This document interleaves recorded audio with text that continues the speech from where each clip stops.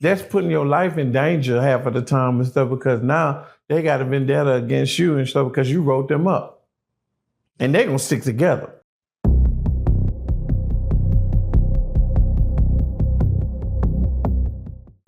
There was a situation in which an inmate out of Michigan got awarded $307 million. I don't know if you heard the story. No. But he was in, I think it was called Coach Ice Jackson, which is a prison system out of Michigan. But he was denied a surgery that he was supposed to get. Something, it wasn't even an expensive surgery. The surgery would have cost the prison $900. But they kept pushing it off. He kept putting, I guess you have to put in like a medical report. Yeah, you got to put in a I-6 there. From I-60, you got to go to medical.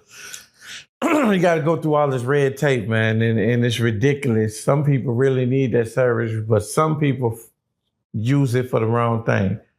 They'll do stuff to themselves so they can go take that bus ride and go see females and shit in the hospitals and shit like that, do whatever the reason is. Yeah, he was dude was 44. He was only in prison for 2 years, but that's what it was. He had a colostomy bag, and basically he had the colostomy bag on him, but they're supposed to do the reversal to take it off of him. And again, it was a $900 surgery. They didn't do it. They refused it, and he ended up getting all kind of infections. He was always he was in constant pain, and he was only in there for 2 years, so he had to go through that. So he filed. His family reached out to a lawyer. His lawyer got involved in, again, a $900 surgery. He got awarded $300 million. What are your thoughts on that? Shit. I mean, it is what it is. You have a lot of that. I'm going to say, a lot of this happens, right? The problem is everybody ain't got nobody that's going to look out for them and help them get a lawyer to fight the system. So the prison they have laws themselves. They have to go by their own system. Yeah. And if they go out of that system, then you got to put in a grievance. Yeah, a grievance. And that's where it starts. A grievance is like a 3-step process. And then you go above their head if it doesn't get resolved. And it's just, half the time it's just some bullshit, man, because the same people that you writing up for whatever reason and stuff, they're sitting in the office with the lieutenant and all them, or the nurses and stuff, and say, yeah, they wrote you up for this, that, and the third. Ooh. That's putting your life in danger half of the time and stuff because now they got a vendetta against you and stuff because you wrote them up. And they're going to stick together. You know what I'm saying? Well, do we do this for them? Well, no. Or sometimes they'll actually come, if it's small enough, they'll be like, so what are you seeking? What do you want? What can we do to make this right? Yeah. But you rarely see that. You rarely see that. Most of the time it's fuck you. Would you like to see more prisoners get lawyers involved? How many lawsuits you feel like was happening while you was in there? Like you just saw man, that's a lawsuit. God damn. Dudes staying in that library. It's dudes that stay in that library. You hear me? Yeah. Fighting for themselves and fighting for other people because they don't know how. A lot of people can't read, or should I say like myself, can't read, that type of lingo and understand it. Yeah. I mean, something as simple as... That's what it all comes down to. You can go in that law library all day long and read all these books. But if you have no understanding of the codes that you're reading and what they mean and what they can do, then guess what? Ain't nothing going to happen. You're going to lose. Do deaths get investigated? Pretty much. Like if there's a death, it gets investigated all the way through. So they claim. Yeah. I've seen some where they actually investigate, and then I've seen some where it's open and shut case. They'll pass a clipboard around. I need y'all to tell me this, that, and the third. Well, we know ain't nobody gonna say nothing.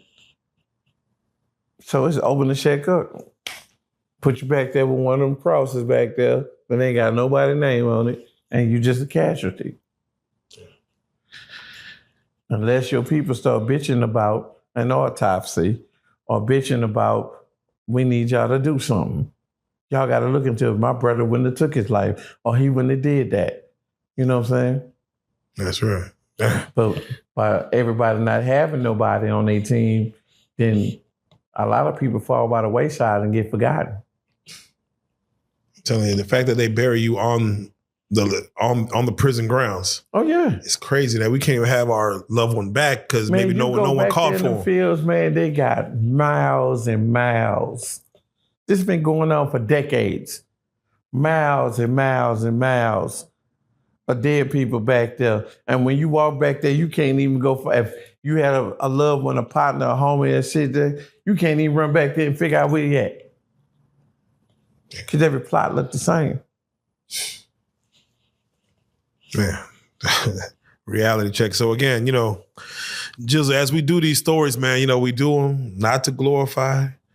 We're not trying to make light of what prison and those they got to go through, but we do this to educate. And thank you for providing us education. But as we do, I want you to be able to talk to the people, man. The young Pooh Shiesty out there, the young rapper that wants out his contract and ready to crash out to go get it done. Let him know what he's looking at. If he tries to get out that contract, he has to go sit down somewhere. You're not only going to have to sit down somewhere, like everybody's not scared of you YNs. You know what I'm saying? Everybody's not scared of you. But at the end of the day, try to find a legal ramification to go through instead of just using your own mind saying, well, I'm going to get my lick back. Because half the time it ain't going to work. You heard what Gucci said? You did all that and you still assigned to me. Because you can kill me right now, you still assigned to my label. That's a separate entity. So guess what? My kids gonna keep eating off of it. My wife gonna keep eating off you and all that. You did all that to get out of a contract you still won't get out of until that time frame comes, until you produce what I asked you for, what our original negotiation was. Okay. So that's dumb at the end of the day. Find a different way, man, to talk a motherfucker down. You know what I'm saying? Hey, man, how about I do this for you, this and that, and you let me on my contract? You know what I'm saying? This, that, and the third. What can we do to get me out of my contract? Yeah. You ain't always got to get gangster. Come on. Because it don't always work. Come on. Yeah, and again, all that good rapping in prison can't get you nowhere. Man, don't get you nowhere. Yeah, this ain't hustling. I mean, not hustling for. This ain't a empire. No. You ain't gonna drop no albums in prison. Before you niggas that's hitting the streets, coming from prison, you either gonna do one or two things, man. You gonna become a civilian and move on with your life, or you gonna become a hardcore gang members, whatever you was and stuff, harder than you was and stuff. Let somebody know and walk by that. Walk it how you talk it. You can't sit up there and straddle the fence. You can't do that. Come on. All right, words live by, man. With that being said, Giz, if you don't mind, tell them again how to follow. If you got new handles, where you at, how can they follow you if you're doing anything on social media? Nah, I ain't got no new handles, but you can catch me on TikTok, Ice Gizzle 5200. You know, you can catch me on YouTube, Ice Gizzle. And that's pretty much it right now, until I get all my legal situations out the way. Definitely. Well, with that being said, man, it's always a pleasure, man, to have you in. Once again, welcome back to Prison Stories 101. This is education, so I appreciate you, man. Gizzle, man, signing out. Let's go.